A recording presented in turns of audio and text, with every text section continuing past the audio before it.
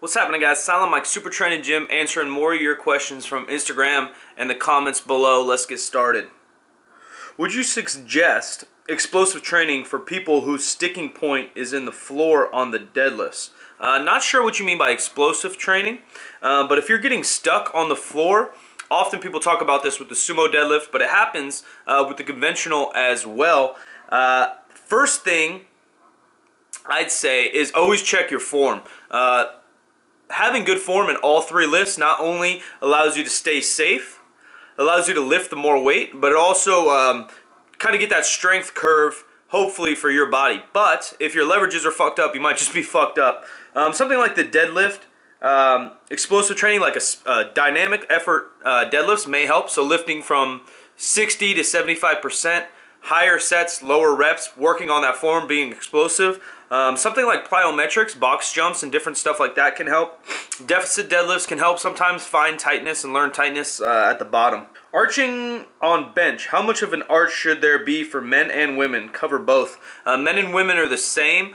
We lift the same besides our leverages. To the most extent, don't quote me on that, because there are differences in terms of strength and muscle endurance and all that kind of stuff. But in terms of lifting form, arch, the biggest thing with arch, all you're trying to do is really squeeze those shoulders down and back. And what we often say is, if you're arching, all you're trying to do is shorten that range of motion and find stability. So if you're doing anything other than those two, then you shouldn't be arching anymore. How do you deal with personal trials, tribulations, negative things, i.e. trouble at home, girlfriend dumped you, etc.? You know, how I've grown up or dealt with things in my past that are negative or different tragedies and things along the way. Part of it is kind of, you know, the old school mentality that maybe my dad had, is just rub some dirt on it and keep going. And it's not as heartless as that, but it's more just like life's got to go and you got to continue with your routine and figure shit out on the way. So, you know, when something sad happened, passing in the family, my best friend passed away, my dad passed away, I'm having shit time in the gym, I'm having shit time at work, I'm having shit time in school, whatever it is you just wake up and do the same thing you're supposed to do, get shit done, and things will turn around. So if you keep working, I like to stick to my plan, stick to my program. That's why I like to have a routine, not only in the gym, but outside of the gym. And then also, as much as you can, force yourself to think positive. I think positive things will come in return. You've been powerlifting for 2 years, just wondering how long until you stop sucking. Sucking's relative, my man. There's only going to be like 10 world record holders, so just keep chugging along. It's just about self-improvement. If you've plateaued for a couple months, find a new program, fix your hydration, sleep, and nutrition. Will getting stronger work with your accessory work make you stronger for powerlifting? Will getting stronger with your accessory work get you stronger for powerlifting? Yes. There's many ways to get strong, but building more muscle through accessory work, dumbbells, cables, different stuff like that, is a great way to add to your program to get stronger, to get bigger. We're all trying to get jacked in sand. That should be the goal. How do you perfect your form when you train alone? Also, how much of a role does good nutrition play in strength training? Good nutrition always plays a role, because if you're not healthy, you're going to die. If you're dead, you can't deadlift. But nutrition will help a lot in terms of energy in the gym, and also in terms of recovery in the gym and gaining muscle, like I just mentioned. Oh, training alone, how do you get better? Film yourself. Everyone's got a cell phone nowadays. All these kids got these cell phones. I would film yourself and watch it. I would also watch YouTube, watch lifters that are built like you, watch other good lifters with really good form, and try to emulate it. Will you ever get below 10% body fat? I don't know. I do want to do a bodybuilding show one day. I always say when I'm 30 or something. Who knows if that'll actually happen, but that's kind of a goal. So maybe I'll get below 10%. I think I might, you know, leanest, maybe I was 12% or some shit. Who actually knows, because there's only a few tests that are accurate, and I'm not going to go get those. I don't really care enough. I'm a skinny guy. Do I eat bigger meals or do I eat more often? I think you can do either.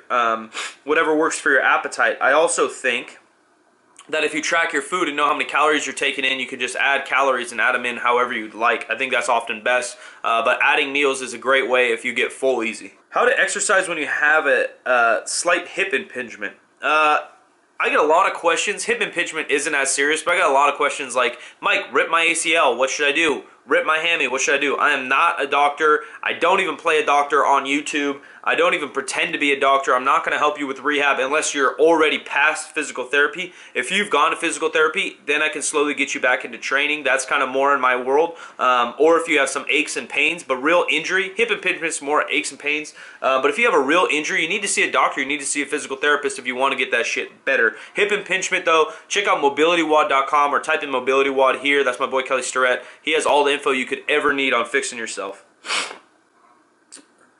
What do you think of Jim Wendler's 531? Great program, simple, straightforward, can work for a very long time. Can you and Mark make a day in the life vlog? I vlog all the time, and I'm with Mark all the time, so check those out. Just check out the old videos. More vlogs coming soon. I haven't vlogged lately, just because the holidays, shit got busy, but more vlogs coming very soon, coming at you. How do you get sponsored by Slingshot? Right now, we're really not sponsoring athletes. Best way to get sponsored, though, is to work your tail off. Think and act. How can I help this company or any company that may want to sponsor me? Do those things, and then you'll get found.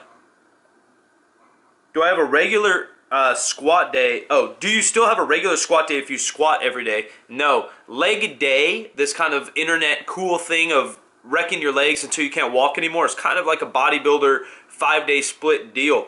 Powerlifters, strength athletes, regular athletes shouldn't have a leg day until they wreck themselves till they can't walk anymore. That's not our goal in the gym. Our goal in the gym is to get better, get stronger, not wreck ourselves so we can't walk for the next week. I actually think it's pretty fucking stupid that people think that's so cool that, oh, you know, all these memes of fucking dogs walking on their butts or dragging their butts and leg day, whatever. What you should try to do is do enough work that day so you can squat maybe 2 or 3 days down the road and get better. Especially if you're squatting every day, no. There's normally no accessories involved with the Bulgarian methods. And if they are, they're not like walking lunges, leg press, superset. They'll be like GHRs or something like that. Will you work on your vertical jump? Vertical leap, excuse me. Yeah, I have that in mind a little bit. I may have one more powerlifting meet coming this year. And then also Expo season's fucking me up, but I'm going to, excuse me, slowly lose some weight, and then vertical jump will come along. I forgot who I saw. I saw somebody on Instagram grabbing rim and shit and made me a little mad. If I get back down to 200 pounds or so, I should be pretty good. So I'll film about that. I already did a video on that. If you're interested on how to increase your vertical jump, check that back, a couple videos. How many times a week do you squat, and what are some good squatting movements? Simply, right now I squat twice a week. The accessories and stuff, not much. GHR, stiff legs, some stuff like that. But I will go into a full squat video like I did, how to increase your deadlift and how to increase your bench. Breaking it all down with my opinions and very general stuff, because there are a million ways to get strong. How can you get your bench up? Too vague, man. Too vague. What are you doing? What are you not doing? My favorite squat shoes right now are the Reebok CrossFit Lite TR that Mark Bell and Jesse Burdick helped put together. When should you start competing? I used to just say go and compete, but I think there's not a level of strength you need to compete, but I think there is a level of control in the lifts that you need before you compete. So if you're efficient in the lifts and you can do them to the commands of the federation you plan to compete in, I'd go and compete. Time to go, man. Have you ever tried doing a really long hypertrophy phase? Sure, yeah. I kind of do a little bit more congruent periodization while I'm kind of quote-unquote off-season, so there's not really like peaks and valleys. It's just kind of get stronger, get stronger, get stronger. But yeah, a long hypertrophy phase, long is also kind of vague, but you know, 4 to 10 weeks I think is fine. Best way to combine powerlifting and bodybuilding for both strength and hypertrophy, man, they go very hand in hand. So doing the big 3 lifts in all rep ranges, right there, you're already hitting 2 birds with 1 stone. And then if you have energy, hitting some accessory lifts to build up the bodybuilding stuff. A lot of people are doing it. First one that comes to mind is Katie Ann on Instagram. She's a fucking stud, Katie Rutherford.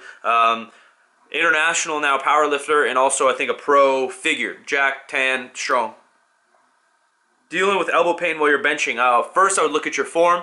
Second, I would look at your diet. Third, I would look at your warm-up, getting some blood into your elbows, meaning your biceps, triceps, and forearms before you start benching. Also, shoulder mobility, and like I said, form will matter a lot. What were my aspirations when I first started powerlifting? I never had aspirations to be a powerlifter or to compete in powerlifting. That just kind of came with the territory of the work I do and meeting up with Super Training and Mark Bell. but my only goal was to get stronger, faster, and bigger, and that's it. That's it for this one, guys. Like that bitch, share that bitch, subscribe to that bitch. More Q&As coming, more vlogs coming, more topics coming, more gym footage. Appreciate all the support. I'm out of here. Let's go!